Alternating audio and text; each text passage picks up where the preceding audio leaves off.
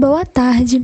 Hoje vamos apresentar o nosso trabalho intitulado Biofilia. Os integrantes desse grupo são eu, Letícia Fonseca, e Maria Luísa Fonseca. Primeiramente, vamos conceituar o que é biofilia. Biofilia foi conceituado pela primeira vez por Erich Fromm como amor à vida ou sistemas vivos em 1964. Mas ele era um psicanalista e quando ele falava sobre isso, ele se referia à tendência psicológica nos seres humanos de se atrair para tudo que é vivo e vital. O termo foi popularizado por Edward Wilson em 1984. O significado do termo mudou para um amor inato pela natureza, e esse termo sugere que, então, a biofilia é herdada geneticamente. E ele também diz que a biofilia está inscrita no nosso próprio cérebro, expressando dezenas de milhares de anos de experiência evolutiva. O termo designa essa ligação emocional e o desejo instintivo de se afiliar a outras formas de vida. O Edward, ele é um entomologista americano e biólogo conhecido por seu trabalho em ecologia, evolução e sociobiologia. Wilson é um especialista em formigas e, em particular, o seu uso de feromônios para a comunicação. Então, colocamos aqui fotinhas de animais.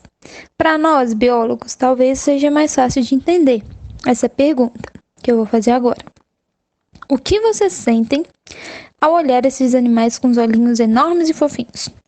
Para vocês entenderem um pouquinho melhor sobre o assunto, nós escolhemos esse artigo, intitulado Meta-análise da conexão humana com a natureza e comportamento pró-ambiental, publicado na Conservation Biology. A degradação ambiental talvez seja o maior desafio atual da humanidade. É amplamente antropogênica e impulsionada pela destruição de hábitat, poluição, excesso de colheita e superpopulação humana. Tentativas de promover, então, a sustentabilidade, estilos de vida ou comportamentos de conservação devem, então, se concentrar na mudança de comportamento das pessoas. Compreender o que motiva o comportamento ambientalmente protetor ou destrutivo pode ser utilizado para incentivar o comportamento pró-ambiental, que vem da sigla PEB, que é do inglês Pro-Environment Behavior, e a conservação também, além de informar as políticas governamentais que exigem amplo apoio público. A conexão que o indivíduo tem com a natureza pode motivar o seu envolvimento no PEB. Em um estudo, foi demonstrado que a falta de conexão com a natureza foi responsabilizada pela apatia das pessoas em relação à degradação ambiental e proteção. Nós, seres humanos, à medida que a gente aumenta a proximidade com outros indivíduos, aumentamos também a empatia e a vontade de ajudar. E isso não é diferente com a natureza, isso também pode se estender a essas relações. Ou seja, um vínculo mais estreito que podemos ter com a natureza pode estimular a empatia pelo mundo natural e, por sua vez, motivar mais cuidados e o comportamento altruísta.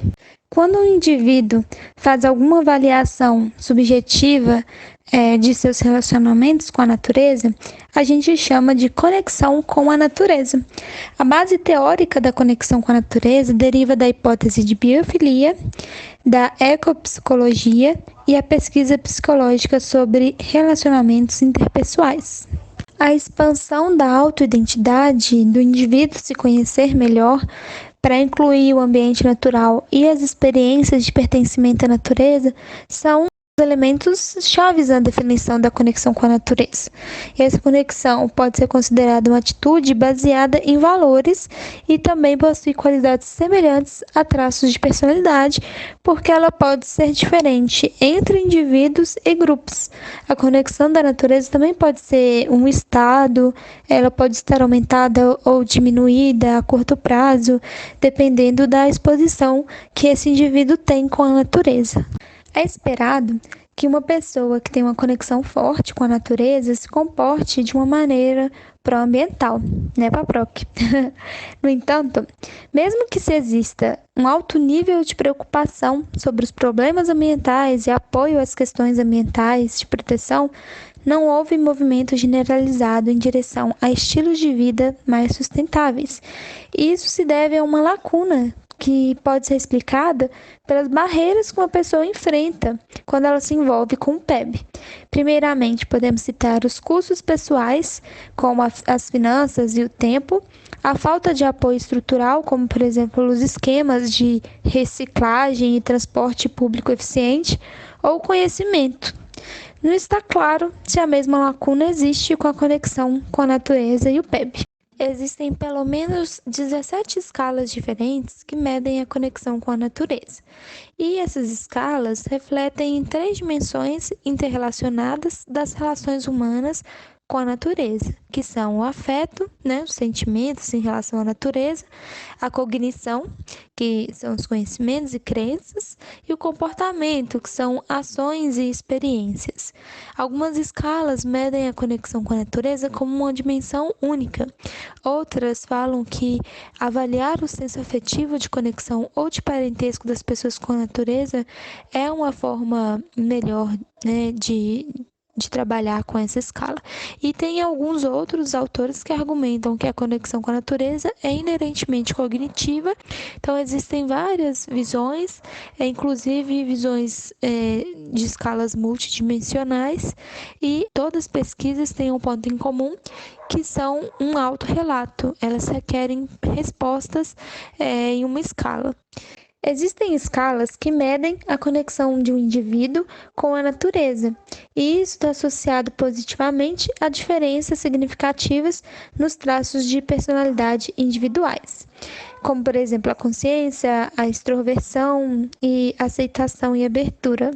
A maioria desses estudos são com adultos, mas há um pequeno corpo de evidências que mostra resultados semelhantes em crianças. Essas escalas que medem o PEB, elas visam capturar se o indivíduo geralmente se comporta de maneira proambiental e inclui o PEB autorrelatado e medido objetivamente. Existem várias escalas para medir essa conexão com a natureza.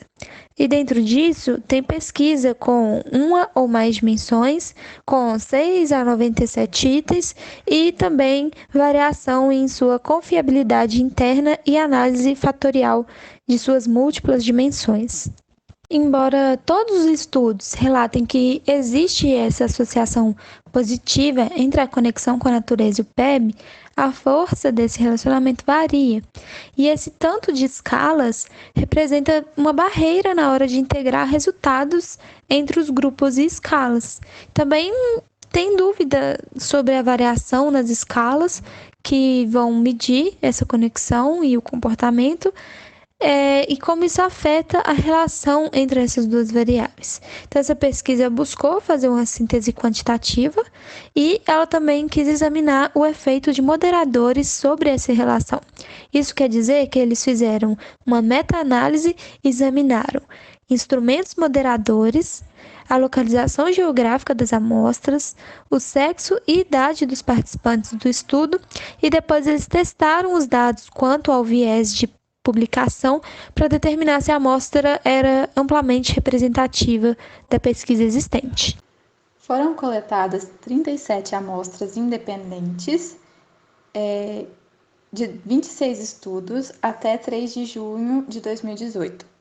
O número amostral total foi de 13.237 indivíduos de todos esses estudos que eles olharam, sendo adultos, estudantes universitários e crianças, de 11 países, majoritariamente ocidentais. Eles encontraram que a relação entre a conexão com a natureza e o comportamento pró-ambiental é positiva. Isso significa que indivíduos mais fortemente conectados com a natureza demonstraram um engajamento maior em comportamento pró-ambiental nesses estudos que eles avaliaram. Esse comportamento teve forte correlação com escalas multidimensionais que tinham afeto e comportamento, ou afeto e cognição e comportamento. O R que encontraram era em torno de 0,50.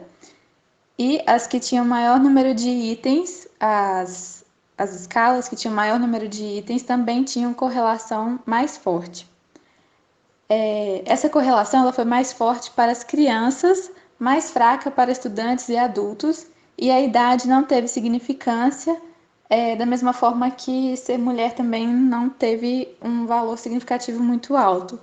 Os próprios autores falam que esse resultado era inesperado, foi surpreendente, porque já tinha sido mostrado na literatura que ser mais velho e mulher tinha uma forte correlação, e eles não encontraram isso.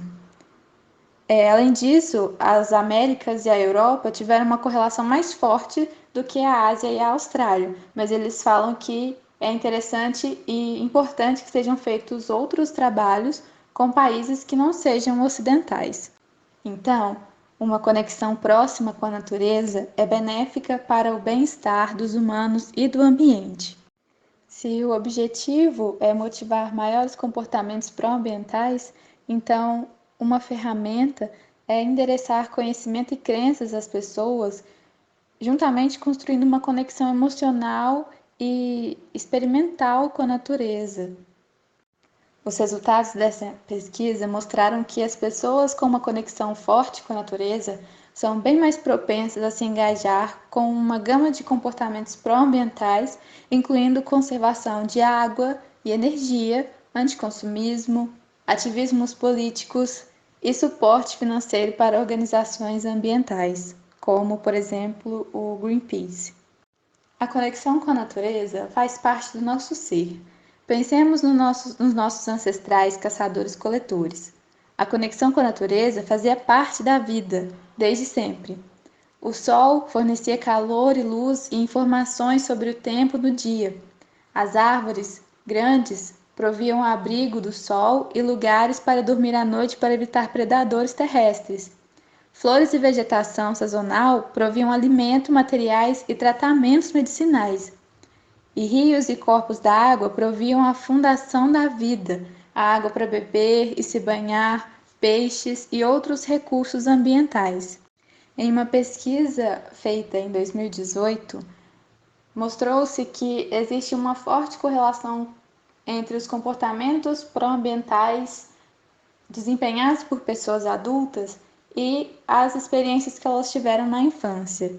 Indivíduos que cresceram em um lar com mães que se comportavam mais pró-ambientalmente se engajavam em relativamente mais comportamentos pró-ambientais quando cresciam.